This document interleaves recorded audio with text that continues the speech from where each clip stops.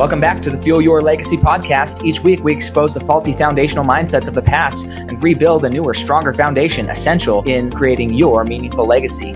We've got a lot of work to do, so let's get started. As much as you like this podcast, I'm certain that you're going to love the book that I just released on Amazon, Fuel Your Legacy, The 9 Pillars to Build a Meaningful Legacy. I wrote this to share with you the experiences that I had while I was identifying my identity, how I began to create my meaningful legacy, and how you can create yours. You're going to find this book on Kindle, Amazon, and our website, samknickerbocker.com.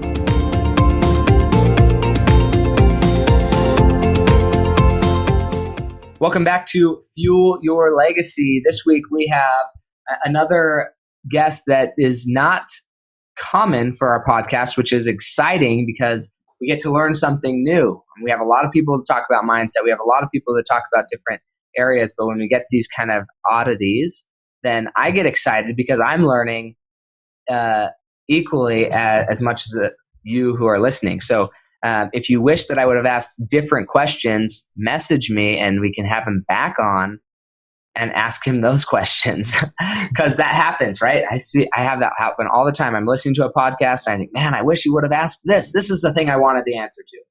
Message the person who's running the podcast, i.e. myself or whoever podcast you're listening to, and say, I would have loved to get this answer from that person.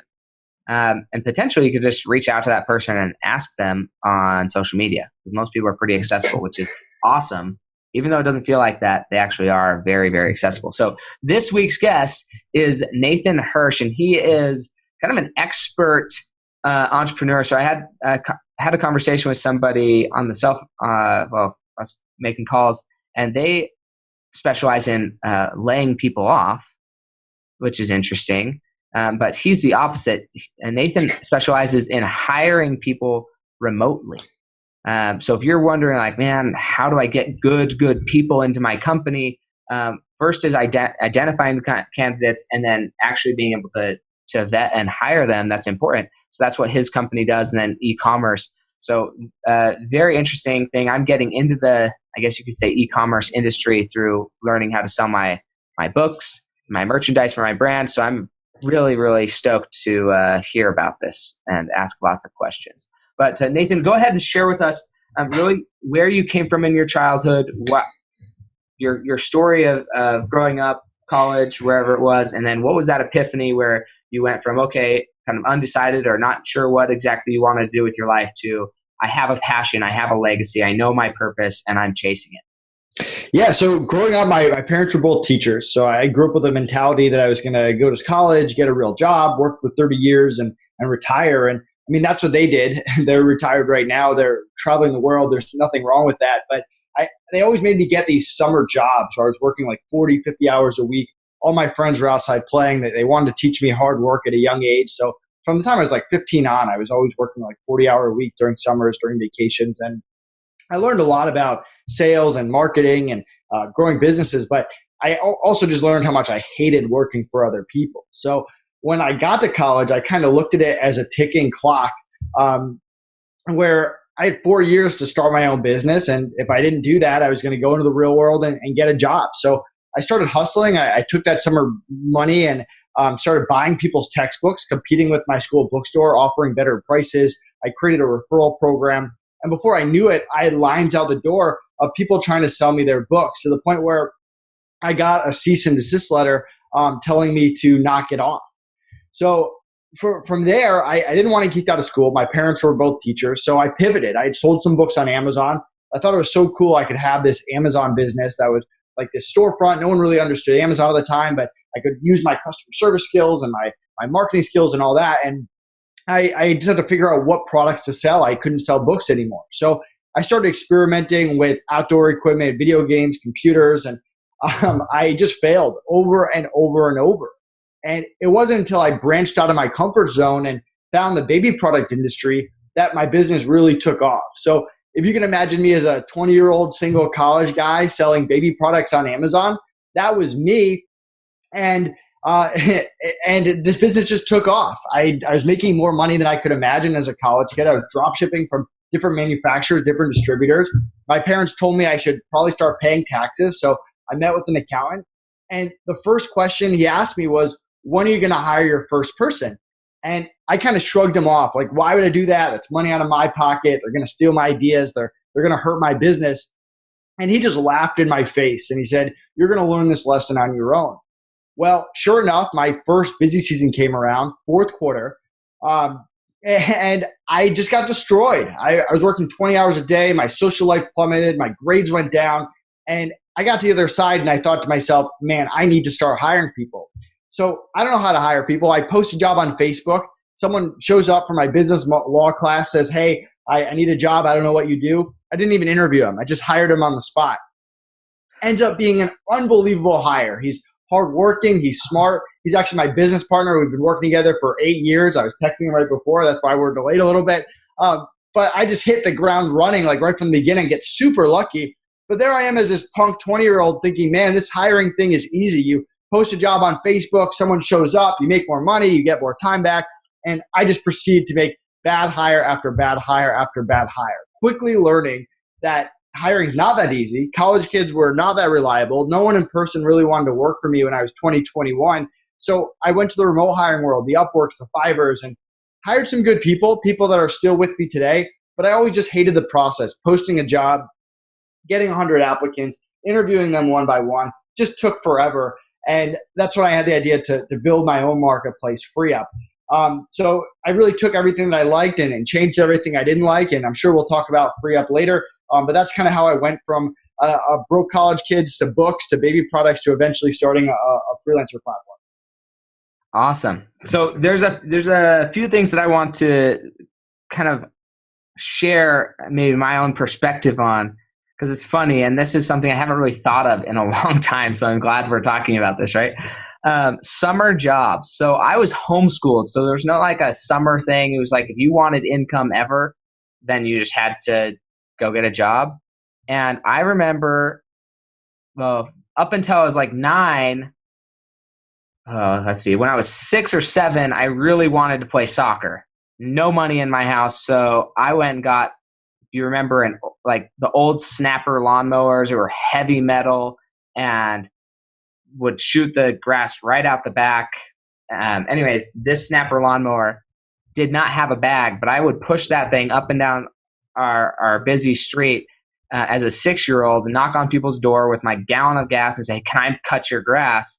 And I made enough money to pay for my soccer habit, right? For the first little bit, had the whole lemonade stand, everything. By the time I was 10, 11 years old, I was like, I am worth more than whatever crap I've been getting paid. And so a neighbor woman asked my brother and I to go and help pull weeds. And my mom's like, yep, I got 2 able young sons. They're going to go help you and you can pay them, right? So we go, we are businessmen in our mind. We go assess the job. She shows us what she wants done. And we're like, yeah, $5 an hour or we're not doing it. Right? And keep in mind, this is 16 years ago. So but I grew up in Idaho. And so back then, $5 an hour is still like above minimum wage almost, right? It was a decent wage. And the woman's like, nope, not paying that. And so we were like, cool, we're not going to do it then. We go home and my mom was like, what are you guys doing back so soon? We're like, well, she didn't want that. We wanted $5 an hour. She didn't want to pay it. So we're not going to do it. Yeah, that didn't happen. She marched us right back over there and we ended up working for free for the next 2 weeks. Oh my God. And it sucked. But it is important to do things on both sides. One, know your value, but 2, understand the value of money. And I think those summer jobs, those things where our parents kind of make us do things that we don't enjoy at a younger age, they can really, really shape who we become and how we end up operating in the world. So I love that idea of the summer jobs and hearing what people did for their summer jobs. The other thing that I think is interesting, because one of the focuses of this podcast, obviously, is to help you as a listener understand where your passion lies, what your identity is, and how you want to move forward. And for Nathan, it sounds like, and you can correct me if I'm wrong, but it wasn't as much of knowing what you wanted to do as knowing what you absolutely didn't want to do? Yeah, that was part of it. Now there's another part that I didn't touch upon. So I went to school I grew up in East Longmeadow. My dad was a teacher at Longmeadow, and I got to go to the Longmeadow school system because my dad taught there, and it was a much better school system. Now in Longmeadow, everyone's parents were doctors, lawyers, dentists, business owners, and I wasn't broke by any means, but I had two parents that were teachers. We were middle class. So growing up, I was friends and I was around with people that had everything in my mind. And I feel like growing up in that experience, you always want more. Now, 10 years later, I kind of realized I don't really care about money. I dress like I dress. I don't go out and buy fancy cars. That's just not who I am. But as a kid, that kind of stuff resonates with you. So when you get to college and you want to pursue that entrepreneurship dream, yes, you don't want to work for other people, but there's that monetary component as well. You want to be able to surpass that ceiling cap than if you just go get a real job. Yeah, absolutely. And what I found, because I think this happens with a lot of people, and it also holds people back. A lot of people, they aren't ready to step out because they think, well, I don't know really what my passion is. I don't know what I want to do. And so instead of going out and just doing things, they sit there thinking about what they might want to do. And then sometimes they even decide on what they want to do. They go all into it for like 3 months and man, I hate this. This is terrible. And then they're back to square one and they start back thinking again, rather than, hey, look, I just know I don't want to do that. I've got a ticking time clock. I've got 4 years. I got to succeed somehow because I don't want to have to work for somebody. So what can I do? How can I make money? Just simply asking yourself that question, how can I make $100 today? How could I make $10 today? How could I do something that I can do again and again and again? It's never going to get old. Or as in, it's a need that's always going to be needed. Not necessarily that the repetitiveness is always going to be exciting to you. That's almost never the fact. But it's something that's always going to be needed. Just ask yourself that question. And it's amazing what people will come up with and the voids that you can fill in the marketplace to accomplish that. Definitely. I like to focus on low risk, high reward situations. I try a lot of different things that don't cost a lot of money. I'll sacrifice my time over money, especially at the beginning. And you never know what's going to work out. I mean, if you had asked me 10 years ago if I'd be selling baby products on Amazon, I wouldn't have believed you. But that's because I tried a lot of different things and none of the things cost me that much money. I mean, buying books aren't that expensive. Creating an Amazon account is like $40 a month. So I'm trying all these different things and you eventually come across stuff that works and you read the market and you make adjustments and you listen to feedback. And if you're constantly doing that and putting yourself out there, it can lead to a lot of really awesome opportunities. Yeah. Something that I've noticed is as I've kind of got into the space of just trying a lot of different things, for myself at least, one of the biggest fears was the fear of failure, the fear of getting that cease and desist letter, the fear of being shut down from regulation, the fear of getting sued because you're using somebody else's trademark or copyright, or like just because you're not even aware, right? For a long time, I would just, for my marketing stuff, I'd go download stuff off Google Images and throw it on my stuff. And it wasn't until I sat down and somebody's like, yeah, you can't just do that. I'm like, right. Why not? Because that stuff's probably copyrighted. And maybe when you're a small fish, nobody cares. But the moment you make any little bit of money, people care, So I'm like, oh, okay. So it's those little things. But for a long time, I didn't want to fail. I was so scared of failure, so scared of the repercussion that would hold me from going out and trying. And right. How did you get over that? Or was that ever even a concern or a thought? It's always, my business partner, Connor, is more like relaxed, like everything's going to be okay. I'm much more like paranoid, like every possible thing could go wrong in any different way, which I feel like has its pros and cons. One part of it makes me a very good entrepreneur because I'm always looking out for things before they happen.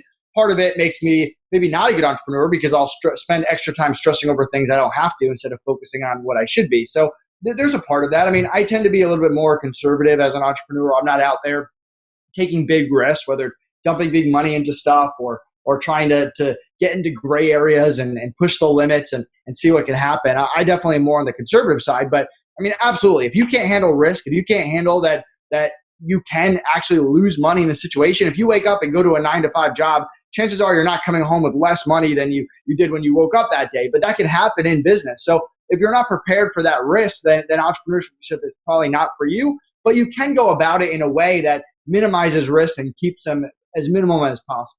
Yeah, I would say maybe entrepreneurship in the risky form is not. There's a lot of people who there's zero risk in their entrepreneurship or very, very low because they're already doing it. Like I think the side hustle is probably one of the best things that ever came about was moonlighting, right? If you're already doing something at your day job and it's a skill that you're developing, it literally doesn't cost you anything. There's no risk. You're not going to lose income if you say, okay, can I do this on the side for freelance work an extra 2 hours a day for myself? Right, exactly. And all of the benefits that come with that, from taxes to planning for your future, to savings, to confidence, everything comes with that still when you're even just moonlighting, and there's very little risk to adding time and just putting yourself out there. Right. Yeah, completely agree. I mean, I never like to say that businesses are no risk because there's always some kind of risk. I mean, sure. you could freelance and you could mess up some client's business in some way and they end up suing you. Is there a high likely chance of that happening? No, but you can't go into it with the mindset that, oh, I'm doing this completely risk free. That's just not how entrepreneurship is. Yeah, agreed. And so I did a presentation last night for some investors, and it was the same thing. I was like, look, if anybody ever tells you there's zero risk in whatever you're going to be putting your money into, run as fast and as far away as you can. Everything has risk, but managing the risk is really what it's about. And people think, oh, I hate risk. No, maybe you don't like certain types of risk, and learning what risk you like and what you don't like is important. So with your parents being teachers, did they always kind of see you as this entrepreneur, or what did they see you becoming when you were in high school and entering college? Yeah, good question. I don't know. I mean, I was always one of those kids, like I was good at school. I wasn't like the best in the class, but I was fine. I got A's and B's but I always just really didn't like school. I mean, certain things I would like, but there was a lot of subjects that I just didn't care about. And if I don't care about something, I usually don't put a lot of effort into it. I usually spend most of my time focusing on stuff that I'm passionate about. So at a young age, there's a certain rebellious part of me. And I think that concerned my parents, being teachers, thinking that, hey, I was just going to joke around through school, joke around through college, and that was going to hurt me later in life. And I think that once I started the Amazon business, that they tend to be way more conservative than I am. They were kind of not pushing, but suggesting that I go out and get a real job and have more stability and health benefits and stuff like that. And I had a really good internship at the Firestone Corporation at their corporate office throughout college. And I ended up having a job offer from them and a few other places after college. And it was between, hey, do I continue being an entrepreneur or do I take the jobs? And I had a lot of phone calls. I was really stressed out that last week of college. I still didn't know what I was going to do. And I talked to my parents and I could tell they were really leaning into taking the job and maybe doing the Amazon thing on the side. And I talked to my aunt, who's an entrepreneur, and I remember spending an hour talking with her, just pacing around my lawn. And she essentially told me, like, if you're passionate about it, like, you got to do it. You got to go for it. And those other jobs aren't going anywhere. You can always go out and get a real job. So I ended up going that route. And I think a few years into it, I mean, now they 100% they've always supported me. Support's not the right word. They were going to support me no matter what I did. If I wanted to go become a gymnast or a firefighter, whatever it was. But I think they probably relaxed a little bit and realized that, yeah, like, entrepreneurship is what I was meant to do. And they realized that I probably wouldn't have been happy at a real job. Yeah, I know for me, my parents were always very supportive and encouraging of entrepreneurship. But when I got married, when I was dating my wife, her parents are very much like institutional, go get a job with good benefits and whatever. And I would say it's taken them a while to even get comfortable with where we're at. They're still not completely comfortable. They still think, hey, so what is it that you do? Like, they still haven't quite bought into what the complete idea of entrepreneurship. And what's interesting about that particular situation is my father, I guess my wife's grandpa, was an entrepreneur like his whole entire life. That's all he did. Made his millions through entrepreneurship. And yet his son is like, go get a good job, nice salary, and just like safe, very, very safe. Right. And yeah, for me, it's just not for me. So it's been interesting watching them kind of adjust to the idea of I'm never going to have that, yet I have everything that they have, just not in the same manner. So tell me the story of who your biggest naysayers were when you started the Amazon, and how did you learn to silence them in your mind? So I tend to block myself away from naysayers pretty quick. I would think on the Amazon thing, trying to tell other people that you're selling baby products, where not only does that not make sense, but we're also just in a different time. Like right now, everyone really knows what e-commerce is, right? If you go and they're like, hey, let's talk about Amazon.com, like they probably shopped on Amazon.com. Back in 2008, yes, people knew about Amazon, but it was mostly as a bookstore, and no one really knew what like being an Amazon seller was. Like that term didn't really exist. So me trying to tell people I sold baby products on Amazon as a third-party seller, they thought I was crazy. They thought I was running a scam. I remember, and this is a funny story. I really liked this girl that was in one of my classes, and for one class, like I sat in front of her and I was like listing baby products on Amazon, and she was just like looking over her shoulder, seeing what I was doing, and I don't think I ever talked to that girl again. She probably thought I was some weird creep doing it for whatever reason. So, I mean, trying to just explain to people what you were doing was tough. I don't think I ever had anyone that was like, "You're a failure. You're gonna fail." Like, I mean, those are just not the type of people I surround myself with. And even the people that thought I was weird probably just didn't say it to my face. So I got lucky there. But I mean, there's been times more on like the free up side where I've gotten like bashed in a Facebook group or something. But I mean, there's always going to be people that either don't understand you or put you down or want you to fail or have their own issues going on. And my advice is to just block those people and get them out of your network, out of your community, and move on with life. Yeah, I agree completely. And I'm going to share an experience, because I think this is a principle that anybody who is going to go start their own thing is going to choose to follow a passion. I don't care if it's for income or just because you want to do it. There's a weird thing about human nature. People don't like to know that they're being offensive. Okay? I mean, like, if they know they're being offensive, then they're a lot less likely to do it just because they want to be friends most of the time. Right. And there's always those outliers who just really enjoy being rude, but most people, they don't want to be offensive. And what happens is when you get this passion, oftentimes we tend to share it timidly. We aren't pumped up about it. We aren't excited about it. We aren't like, hey, this is me and I don't care what you're doing. My wife and I, we experienced that when we decided to have our baby at home, because we like home birth. Is a good experience for us. I was born at home. So it's exciting, but it's interesting how many people, they have an opinion about it. And if you just stay silent in the conversation, then you'll hear people talk about how home birth is so risky and everybody should go to the hospital and all this stuff, right? But if you are just so excited, and rather than saying, yeah, I think I'm going to have a home birth, right? If you say it like that, then you're going to, oh, really? Why? Like, why don't you like doctors? People are going to start questioning you. But if you say, man, I'm so excited, this one we're going to have at home, we're going to have a family there, and you just go all out on your excitement, people will never say it to your face. Even if they do doubt you, like you said, they'll never say it to your face because they're like, oh, he's committed. Okay, I'm going to support him. Even though I think he's nuts, I'll support him because he believes in it. And so that's a life hack. I think if you don't want negative people around you, just be so excited and so purposeful about what you are doing. The people who are negative and the people who don't believe in you, they'll probably never tell you because they're too embarrassed to open their mouth after you just totally sold out on how excited you are about it.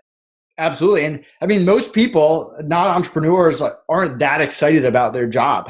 I mean, that's just the truth. So I think that's why entrepreneurs sometimes struggle to relate, because I mean, entrepreneurs, we could talk about work all day. I'll go out to dinner with a bunch of entrepreneurs and we'll talk about work the entire time, and it's fun. It's exciting. You take two accountants and throw them in with people working at whatever and have them go out to dinner. They're not going to talk about work for 4 hours. And if they did, that was probably a pretty boring dinner. So you kind of have to put things in perspective. Yeah, totally. So if you were to focus on a specific habit, mindset, or behavior that you've used to create kind of your e-commerce and hiring platform, what would you say that would be? Sorry, one what? Yeah, a habit, a mindset, or behavior. So whatever you feel is like the one thing that's created your legacy the most. Yeah, so for me, it's about finding out when I'm most productive and maximizing that time. I tend to be most productive from 6 a.m. to 9 a.m. Other people might be in the middle of the night or in the afternoon. But whatever that time is, I make sure that that's the time that I'm working, that I'm getting the most done. 6 to 9 a.m., no one's bothering me. I'm working on projects. I'm getting organized for my day. I'm brainstorming. Whatever the most important thing for the day is, that's the time I'm doing it. And I think a lot of entrepreneurs, they think they have to work 9 to 5, or they're working 60 hours a week, but they're not focused on when am I most productive and how am I maximizing that time every single day. And I think that's been a big habit that has helped me just get a lot done. My businesses move fast, they grow fast, we change things quickly because every single day I'm maximizing my most productive time. So I've heard a lot of entrepreneurs say that, and even just business people. How do you identify when you're most productive? It took years. I mean, I went to college. I slept in. I mean, after college, I didn't just go from from sleeping in at college to waking up at 6 a.m. That's not how it worked. I mean, it took me years to realize that, hey, yeah, if I start working on a project at 4 o'clock in the afternoon, that project comes out terrible. And same thing on weekends and nights. I mean, I think I always knew I wasn't like a crazy night person. Like I did it to party in college, but that's not my natural environment. So I think it's a little bit of self-reflecting and knowing yourself. And sometimes it takes a lot of time to figure that out, and a lot of working at different times to establish when you're most productive and when you get the best work done. That's interesting. I've struggled finding out when I'm most productive. So it's a question I like to ask people. I'm like, I don't know how to determine when I'm most successful yet, but I'm still working on that one. So hopefully I can figure that out before I die. Question about the freed up platform. How does that differ from like ZipRecruiter or some of these other platforms that kind of offer a very similar service? What made yours special? Why did you choose to create your own rather than maybe ask to adapt the services that were already there? Yeah, so we're a marketplace for pre-vetted virtual assistants, freelancers, and agencies. We get thousands of applicants every week from all over the world, 5 to 100 plus per hour, US, non-US, fixed prices too. We vet them, top 1% based on skill, attitude, and communication get on our platform. 1 out of every 100. So we're very picky on who we let in. Once they're in, clients don't have to browse. They simply put in a request telling us what they need, and we fill it based on our pre-vetted network. From there, clients can meet with them, interview them, they can hire them, negotiate rate, agree to fixed prices. If they don't like them, they can always request more options or pass and give us feedback, and we'll get them someone else. So it's a very quick and efficient process in the middle. And on the back end, we have 24/7 support in case you have even the smallest issue, all about customer service and a no turnover guarantee. If someone quits for any reason, we cover replacement costs and get them a new person right away. So that's what we're about: the pre-vetting, the speed, the customer service, and the protection. And yeah, I mean, those are really the 4 ways that we're different. And is it so I've worked with Fiverr, I've worked with Upwork. I haven't ever used ZipRecruiter, and I haven't ever used a virtual assistant. What is that? I guess one of the reasons I haven't is because I'm worried that I don't know how to effectively communicate what I need my virtual assistant to do. So how do you help somebody kind of enter that? Let's say they want to use your service and they want their time freed up, but they don't really know how to even like help somebody help them. Yeah, so we have a Facebook group called Outsourcing Masters where we spend a lot of time teaching people what to do with the talented freelancers, virtual assistants, and agencies, because we can get you talented people, but like you said, if you don't know what to do after the fact, it doesn't do you much good. And a lot of it comes down to setting expectations in a project, what you want done, how you communicate. Part of it comes down to figuring out, hey, do I need a follower? Do I need a doer? Or do I need an expert? So followers, $5 to $10 an hour, non-US, they're there to follow your systems, your processes. You should only hire them if you're stuck in the day-to-day operations, you know how to do the day-to-day operations, and you can hire them to free up your hours and get them to do those tasks repetitively. Then you got the doers. We all have different projects that come up when you're an entrepreneur, whether it's writing a blog article or a website or a logo. These are graphic designers, bookkeepers, writers, specialists. You're not going to hire a graphic designer and teach them how to be a graphic designer. They're doers, and they're not consulting with you either. And then you got the experts, the high-level freelancers, the consultants, the agencies that are bringing their own system, their own process to the table. And they're there to execute high-level game plans to really help your business in something that you're not good at. And you could spend the next 6 months learning Facebook ads, but that's probably not a good use of your time. You can't do that with every single part of your business. So at some point, you need to hire experts to hit the ground running right from the beginning. So that's usually the good starting point, is figuring out, hey, do I have systems and processes and I need someone to do them besides me? Do I have projects building up that are outside of my core competency that I need to get done? Or am I taking on something new that's a big part of my business that I don't have the time to master, and I can hire an expert right from the beginning? And if you focus on those, hiring each one is a little bit different. For a follower, you're going to create SOPs and instructions and an onboarding process. For the doers, you're going to become better at defining a scope and due dates and what constitutes success and failure. And for experts, you're going to come up with a game plan and tweak that game plan until it's good, and get better at executing that game plan as a collaboration with that expert. So it kind of depends who you're trying to work with. So with and I don't know how you navigate this. I assume most people on your platform, they're speaking English, or at least communicating in English. Yeah, if they don't speak English at a high level, they don't get a foot into our interview process. Okay. Yeah, because I'm working with somebody on Fiverr right now, and that's not to throw the guy under the bus. He's doing great work, but I feel like I have unable to communicate my needs to him. And it's like the more vague I am, the more I get what I want. But then when I want to be like more specific, then it just like, I don't get what I want. I'm like, crap, I don't know how to like tell you what I want, because the more specific I get, the less of what I want I get. So it's just that's it, and that's happened to me a few times on Fiverr. And it's not, I don't think it's at all the people that I like. I just see it's a typical thing that could happen in the nature of the process. And so that's where I wonder, like, how have you mastered that communication channel? Yeah, I mean, I can't comment on your specific situation. Sure. It could be anything. It could be you. It could be the freelancer, whatever. But I've had similar experiences on other platforms, and that's why communication is such a big part of our platform. I mean, we have 15 pages of communication best practices that freelancers have to memorize and get tested on before they get on our platform. I mentioned that we vet them for English before they get on, but we're also very quick to remove people that struggle with communication. If we have to chase them, if clients are complaining that they can't get on the same page. So we spend a lot of time vetting, and we know how important communication is. At the end of the day, if you can't communicate, nothing else matters. They might have a great attitude, a great skill set, but if you can't communicate, that's it. So that's why communication is really the foundation of our platform. And we're also there to help. We understand everyone has a different level of remote hiring experience. So if you are running into issues, and we're not trying to get anyone in trouble, we're all on the same side here. We're going to give advice and suggestions and what's worked with us, and help you come up with a good system to communicate better going forward. Yeah, I love that. That's cool. So in your transition, so something that I've noticed with all entrepreneurs, at some point the money does come up, right? There has to be a money conversation. How important do you feel like when you were starting or I don't know, like even starting your textbook business, really, because you had mentioned that you weren't paying taxes for a while, and then they said, okay, you should probably pay taxes. How important do you think it is to understand how money works when you're actually trying to build a legacy? Why is that an important task in your mind? Yeah, I mean, you have to understand money. At the end of the day, if you don't make money, you can't do much else. And I feel like one of my mindsets, and I told my fiance that, because she's into like volunteering and stuff. I told my business partner this. I mean, you got to make yourself money first. If you make yourself money first, that allows you to help a lot more people.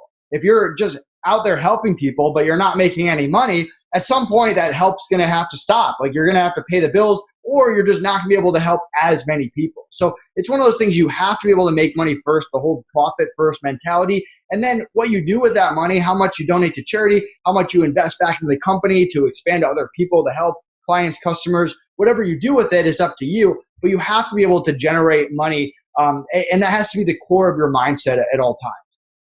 Yeah, and then how about from the understanding side of money management? So there's generating money, which is, I mean, there's no money to manage if you aren't generating it. Where I see a lot of breakdown is people, and I because of my career, I manage people's money, right? But I see entrepreneurs who, they go from very little money and they go up to hundreds of thousands, if not millions of dollars, companies.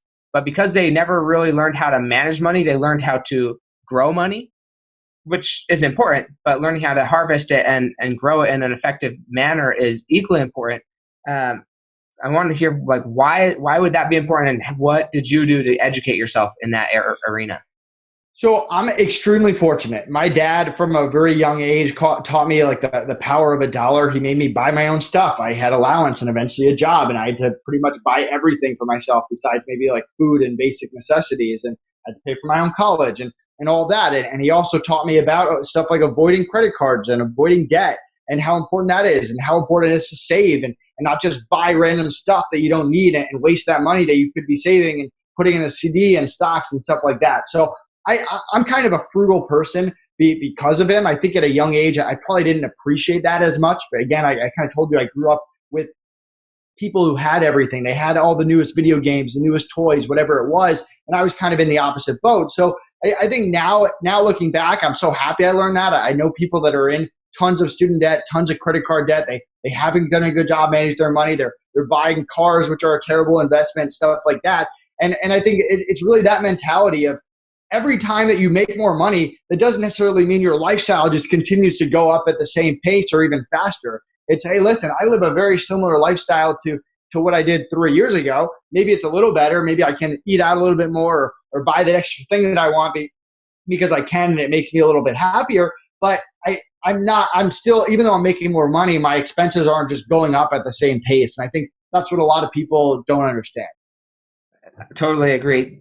So do you feel like that frugality mentality though, and there's a just for anybody listening, I think there's a big line, but it seems a small line, but I think it's a big line between a frugal person who understands money and understands the power of money, and somebody who's a tightwad or a miser.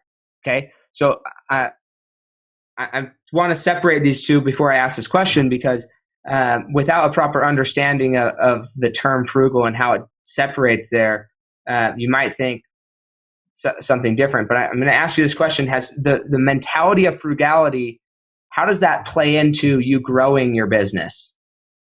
Yeah, so part of it is understanding like what a good purchase is. Well, I guess we'll separate personal and business. For business, I really only invest money in stuff that I think is going to be an ROI. I told you before about low risk, high reward situations. I do the same thing when I'm big. I'm not just dumping $50,000 into Facebook ads and hoping it works out. I'm starting small, going with the strategy, growing up over time, and trying lots of different things and seeing what works. I have a little bit of flexibility. I can take a little bit more risk, but I'm still not taking huge risks. From a personal side, it is less to do with like, oh, I'm just not going to spend money on anything, and more to do with spending money on things you actually care about. I really love food. I love traveling. I love trying new food. That's exciting to me. That's a great way to live life. I personally don't care about clothes, and I don't care about cars. Those things don't do it for me. They're physical objects. I don't really care what I look like. And so I'm spending way less money on clothes and cars than the average person in my position making what I make. But I probably spend a little bit more money on food because that's a passion of mine. So it doesn't mean that you just are frugal and you just never spend any money and you eat peanut butter and jelly sandwiches every day. Although if you don't care about food, I guess you could do that and you could buy more clothes. But the point is to focus on the things that make you happy and not just spending to spend. I completely agree. In fact, one of the taglines of my other brand, the Samuel Knickerbocker brand, is identify your identity, right? And it comes down to values. And when I'm sitting or going over somebody's money, the conversation is never, and my objective is so that they can feel zero judgment in the whole process of financial review. But it's not about where you're spending your money. I don't care where you're spending your money. I care about, do you value where you're spending your money, or are you spending money out of habits or sedation because you don't know, like, because you just aren't aware. And so I love that came up. It's, what do you value? I have a friend who he really values Formula One race cars, and he buys race cars, and he has a lot of them. In my mind, 5 or 6, 7. I mean, he has a lot of money in cars, and that's something he values. For me, I would not put it there. I don't really value food. I would spend it on travel, right? Yeah. Or business development, because I really love the game of business, and I view that as a game, not it's just a game. I view business as a game, and I love the game. But it is interesting because when you're getting married, because this definitely goes into marriage. If you aren't aware of what your potential spouse values when it comes to money, and you get married, and there's a misalignment of value of where money's going, that's a recipe for disaster, and it could kill your business. Could kill your. I mean, even if you're just working for another company as an employee, it could destroy you financially. Not understanding, I need to make purchases based on my value system, and you're going to be happier if you're in business. I mean, even as business partners, business partnership and marriage is basically the same contract. You've got to know that you're making those purchases based on your values and your value system. Right. I mean, a perfect example is I don't have cable, and it's not because I can't afford cable. Most people have cable, but it's because I realized I just wasn't watching that much cable. I watch TV, but it's network, Netflix, it's Hulu. I have a Sling box, which is great. It's hooked up to my parents' house, so they're retired and they travel. They don't really use cable. So it kind of works out both ways. And I think the average person can go through their lifestyle and say, hey, I'm paying this every month. I'm paying this every month, and realize, okay, I probably don't need this. I'm probably not maximizing this, and really cut back on those expenses. And if you go through it and you can't cut back on stuff, that's fine too. But I've kind of found that it's not like I'm hiding in a corner like, oh, I got to save that extra $100 a month. It's just like, I don't get $100 of value out of it a month. It's not something that I really need. Yep. I agree. I love that. So let's say we wanted to learn more about how to start our own e-commerce business. Is that something you do? Do you offer coaching or some level of training on how somebody might start their own e-commerce business? Or is it just, that's what you do? Nope, I do not offer any training or coaching. We have a lot of free content all about hiring and using virtual assistants, freelancers, and agencies. We're also happy to hop on a phone call free of charge to help, although I tend to not consult. I'm more there to answer questions and just tell you how I've done things and how my clients have done things in the past. But we do work with a lot of partners in the e-commerce and the marketing space. So if you join the Free Up newsletter or the Facebook group, we'll direct you to partners that we really trust. We want to take really good care of their community, just like we expect them to take really good care of our community. And those are the people that we kind of push you towards. Awesome. I love that. And just some people aren't aware of that. This is the best way to get an expert's advice. Come to the expert with a plan where you can ask pointed, specific questions of direction where they can say, yes, this direction or that direction, not, hey, what should I do? Who should I call? Like, that's way too broad of an example. You need to come with very specific things. Okay, I've got up to this point.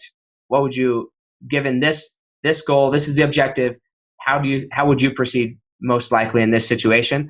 And that's going to help Nathan or any other professional or expert better assist you, because now they can answer a quick question and move on and still add a lot of value.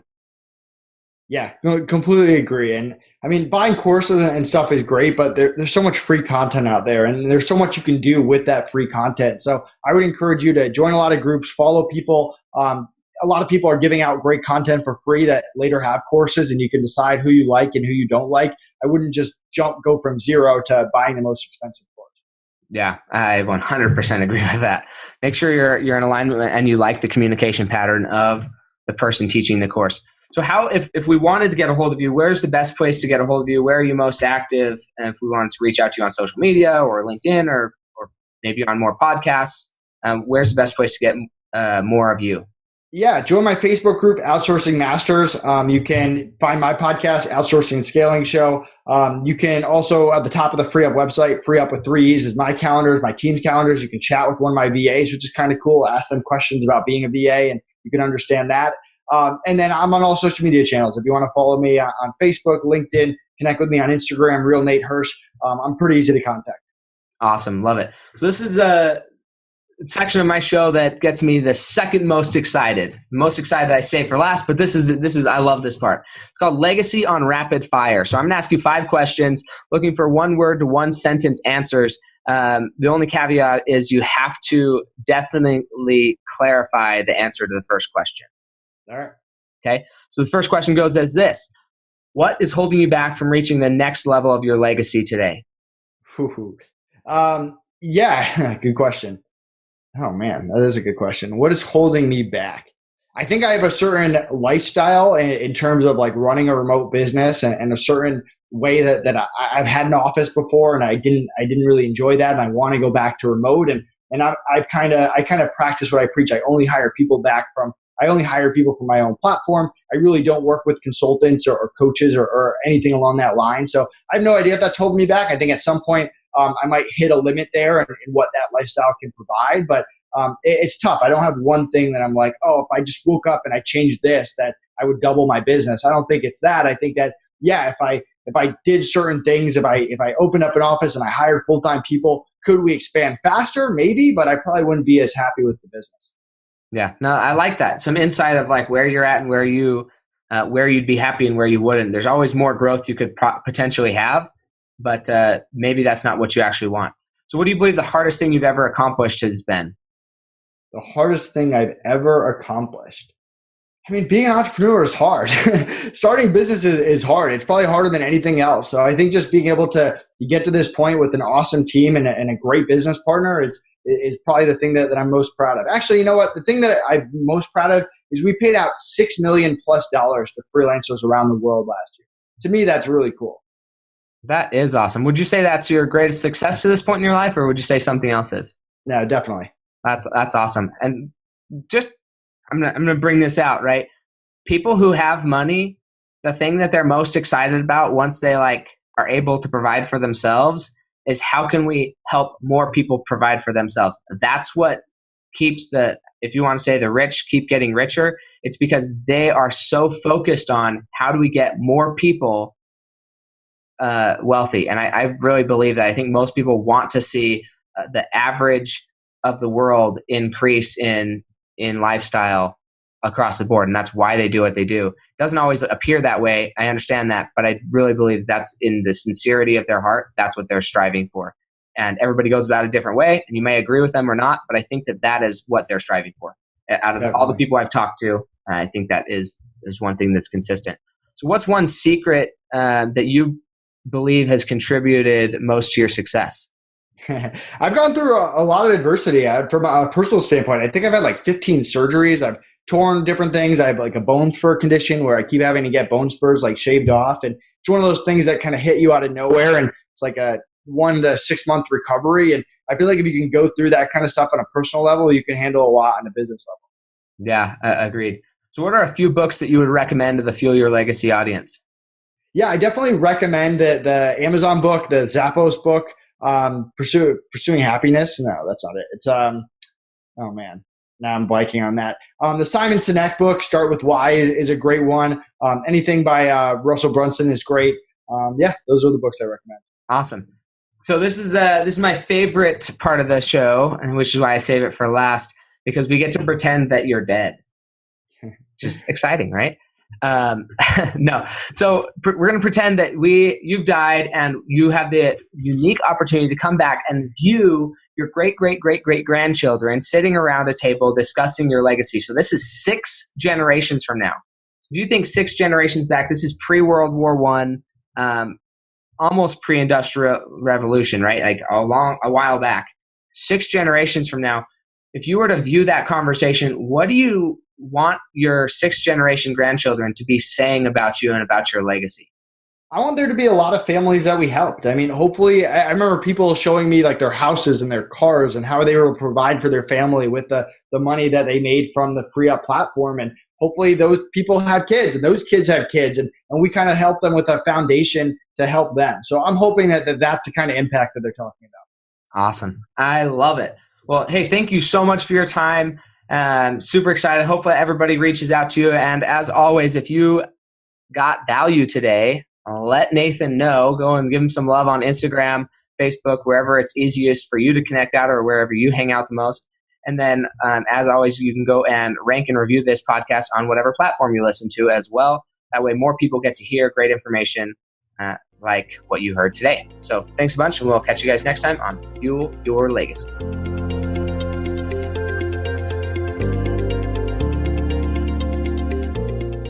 Thanks for joining us. If what you heard today resonates with you, please like, comment, and share on social media. Tag me, and if you do give me a shout out, I'll give you a shout out on the next episode.